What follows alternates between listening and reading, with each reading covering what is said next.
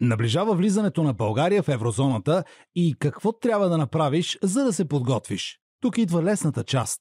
Нищо. Ще забележиш обаче, че месеци преди промяната цените ще се изписват и в левове, и в евро. Така свикването с новата валута ще е по-лесно, а от деня на промяната ще можеш просто да влезеш в магазина и да платиш с евро.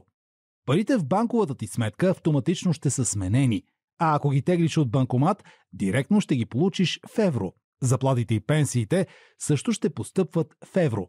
А ако ти останат хартиени левове и стотинки, няма проблем. През първия месец ще можеш да ги ползваш навсякъде, а като ресто ще получаваш в евро. През следващите 6 месеца ще можеш да ги обмениш във всички банкови и определени пощенски клонове без такси. А БНБ ще продължи да изкупува левовете срещу евро неограничено и безплатно. И всичко това ще става по познатия ни курс.